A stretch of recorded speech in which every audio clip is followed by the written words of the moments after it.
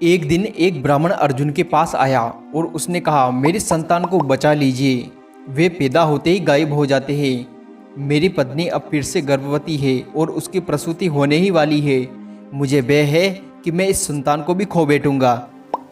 अर्जुन ने उस ब्राह्मण को विश्वास दिलाया कि वो अपने शक्तिशाली धनुष गांडीव से उसकी संतानों की रक्षा करेगा, फिर भले ही उसके लिए उसे मृत्यु के देवता यम का सामना क्यों ना करना पड़े।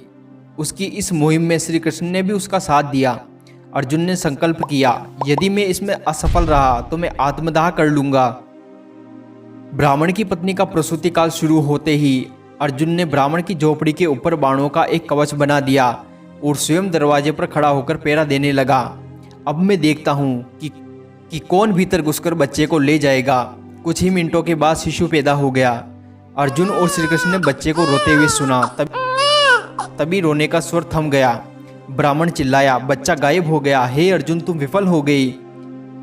अर्जुन मन में विचार करने लगे, ये कैसे घटित हो गया। झोपड़ी में ना कोई घुस पाया, ना भगवान, ना दानव, ना ही मनुष्य। निराश अर्जुन ने तब वहीं अपनी आत्महत्या का निर्णय किया, लेकिन श्री कृष्ण ने उसे रोक दिया।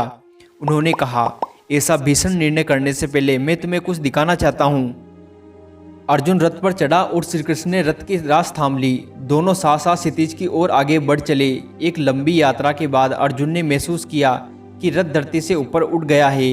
रथ आकाश में उड़ने लगा। वे पर्वतों और नदियों को तेजी से बहुत पीछे छोड़ चुका था। वे शीघ्र ही रथ समुद्र के ऊपर से उड़ने लगा। ये सब धुंधला पड़ गया। गति बढ़ने के साथ ही आकाश पीछे छूटने लगा। श्री कृष्ण सीधे सामने नजर जमाए हुए थे। आकाश इतना अधिक काला पड़ गया था कि तारे भी दिखना बंद हो गए थे।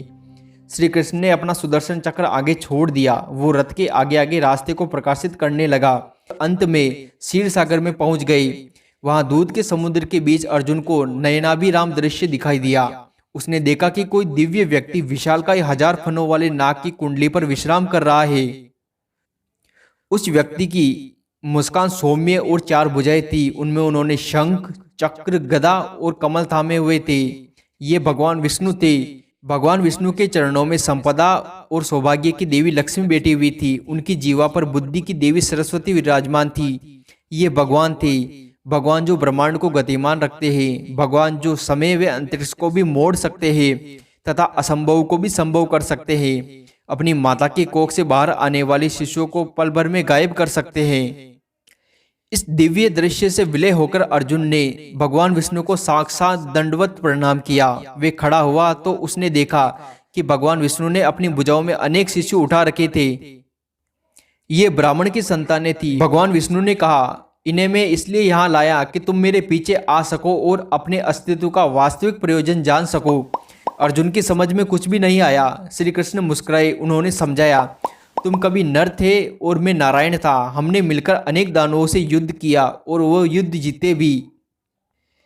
अब हम कृष्ण और अर्जुन हैं। हमें पृथ्वी पर धर्म की पुनर्स्थापना के लिए अवतरित किया गया है।